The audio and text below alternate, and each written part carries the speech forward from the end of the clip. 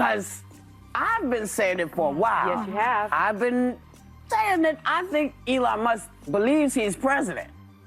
I do. Well, you've been calling him vice president. I've called him vice president. I called him president because I don't know what JD is doing. I hardly ever. I don't remember the last time we even talked about JD. You're right. He's planning the presidency when they get rid of Trump. So you think it's Musk? Musk Vance? Possible. Okay, I need to clean something up because my cat lays in wait for me on my stairs all the time. And that's what I was thinking of that. I wasn't trying to indicate that they were actually standing there with their legs out, hoping he would trip. But when you have deliberate, concerted, repeated pushing of hoaxes, you're like, wait a second, like, come on, man, this is too far. And you're supposed to be the good guys. You're supposed to, and you claim to be the good guys? I'm like, exactly. You're supposed to be the progressives. Yes, the Dems are like, oh, we're the good guys. We're the honest people. No, hang on. You can't claim to be the good guys. You can't claim to be the honest people. If you're deliberately pushing hoaxes that have been debunked thoroughly. Yeah. Well, we're like even Snopes, which is a liberal thing, says it's bogus. Yeah. Like the Fine People hoax. Obama just said that on stage. Just gonna say. She put me in the movies, right? A long time ago. So how much should I judge? Nothing. Like they say in the It was a preview. Whoopi, I love you. I'm telling you. And they're trying to humanize him and change your idea about who this guy is. Don't fall for that. Trump. You're talking about. He's talking about Trump. I'm in favor of freedom of speech. Yeah. And freedom of speech only is relevant when people you don't like say things you don't like. Otherwise, it has no meaning. Free speech is meaningless unless you allow people you don't like to say things you don't like. Otherwise, it's irrelevant. And if at the point at which you lose free speech, it doesn't come back. I think the issue some people have is that a lot of people were brought back. I mean, some people were brought back who were previously banned for spreading things like QAnon conspiracies. You have people like Andrew Tate who were brought back, who were previously... Who is going to accept decide that misinformation can be dangerous, that it can cause real-world harms, that it can potentially cause... Yeah, so the point I'm trying to make is that the BBC itself has, at times, published things that are false. Do you agree that that has occurred?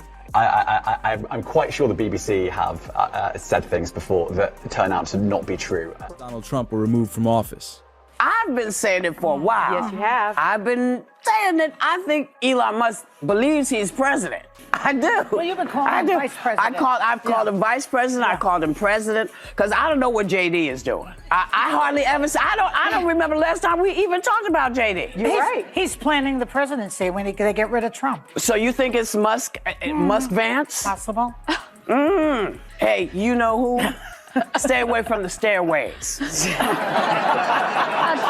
Because, people put the leg out to trip you going down the stairs. And Trump has ceded the presidency to Elon Musk. No, that's not happening. But Elon's done an amazing job. Isn't it nice to have smart people that we can rely on? Right? Don't we want that? He's done a great job. He's not going to be president, that I can tell you. And I'm safe. You know why? He can't be. He wasn't born in this country. What happens when one of the world's most influential billionaires takes on daytime television? Elon Musk, the tech visionary behind Tesla and SpaceX, has launched an $80 million lawsuit against Whoopi Goldberg and the hosts of The View. This isn't just about a billionaire feeling insulted. It's a battle that could redefine the limits of free speech, media accountability, and the ethical boundaries of journalism. But here's the big question. Is Musk taking a bold stand for truth, or is this an unprecedented attempt to silence his critics? Either way, this case is turning heads, and the implications could be massive. The lawsuit unpacked. Elon Musk's $80 million lawsuit was filed in response to comments made on The View that he claims were not just defamatory, but intentionally damaging. The controversy stems from accusations by Whoopi Goldberg and her co-hosts that Musk and JD Vance were plotting a secretive plan to take over government control if Donald Trump were removed from office. Musk argues these comments were baseless, malicious, and deliberately designed to tarnish his reputation. But what makes this lawsuit so intriguing is its sheer scale and timing. Musk has been an outspoken advocate for free speech and transparency, often using his platform on X, formerly Twitter, to call out what he sees as media bias.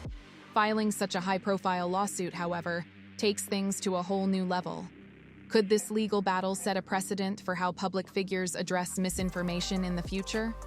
Or does it risk opening the floodgates for more lawsuits from powerful individuals against media outlets? The allegations. The allegations themselves are startling. During an episode of The View, Goldberg remarked, "I think Elon Musk believes he's the president," and later joked about a supposed plot involving Musk and J.D. Vance. These comments might seem lighthearted at first glance, but Musk argues they were anything but. According to his legal team, these remarks painted him as a political manipulator and spread harmful conspiracy theories that could damage his public image. What's fascinating is how this aligns, or doesn't align, with Musk's persona. As the CEO of Tesla and SpaceX, he's known for his futuristic visions and unconventional behavior. But does that justify linking him to a baseless conspiracy? Supporters of Musk are quick to point out that media personalities should be held to higher standards, especially when their comments have the potential to influence millions. But critics argue that The View is, first and foremost, an entertainment program. Does that give it a free pass to speculate and joke, even at the expense of someone's reputation? Media accountability debate. This brings us to the heart of the debate: media accountability. On one hand, Musk's supporters see this lawsuit as a necessary step to combat what they view as a growing trend of reckless reporting. They argue that media outlets like The View often prioritize sensationalism over truth, pushing narratives that may not hold up under scrutiny. For these supporters, Musk is a trailblazer, challenging a system that has long operated without meaningful consequences. On the other hand, critics of the lawsuit worry about the potential consequences for free speech. If wealthy individuals like Musk can sue media outlets over unfavorable coverage, could this stifle open dialogue and discourage criticism? And where should the line be drawn between holding the media accountable and allowing robust public discourse? These are questions that go beyond this specific case and touch on broader societal concerns. The View's history of controversy. To understand the significance of this lawsuit, it's important to look at The View's track record. Over the years, the show has gained a reputation for its fiery discussions and polarizing opinions. While this has made it a ratings juggernaut, it has also sparked accusations of sensationalism and misinformation. Critics argue that The View often crosses the line between commentary and recklessness. Past controversies include inflammatory remarks about public figures, many of which led to public outcry and calls for accountability.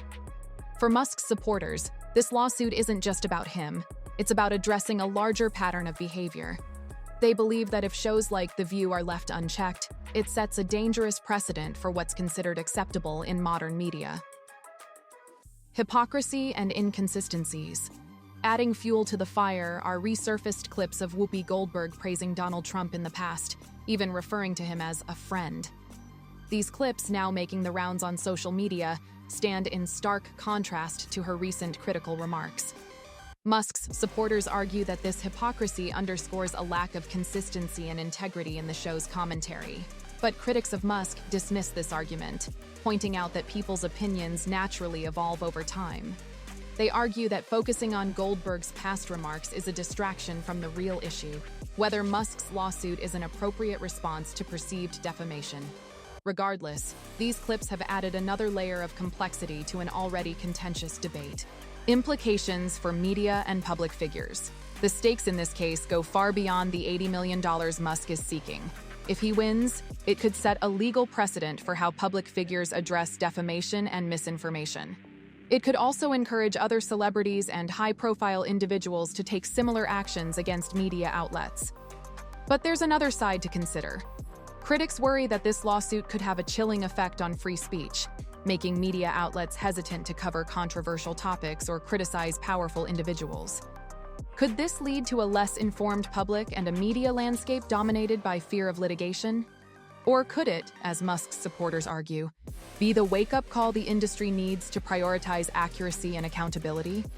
Social media reaction and public opinion.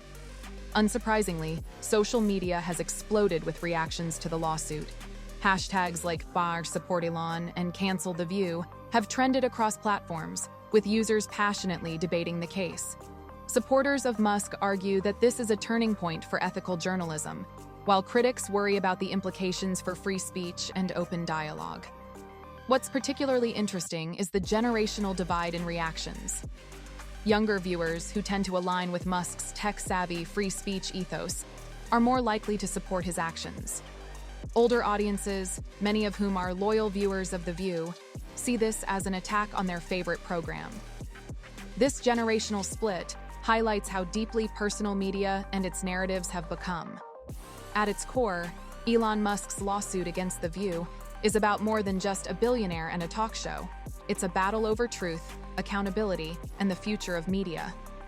Is this a necessary step toward restoring integrity in journalism? Or is it a dangerous overreach that could stifle free speech? The outcome of this case could shape the media landscape for years to come. But what do you think? Is Musk a hero for taking a stand?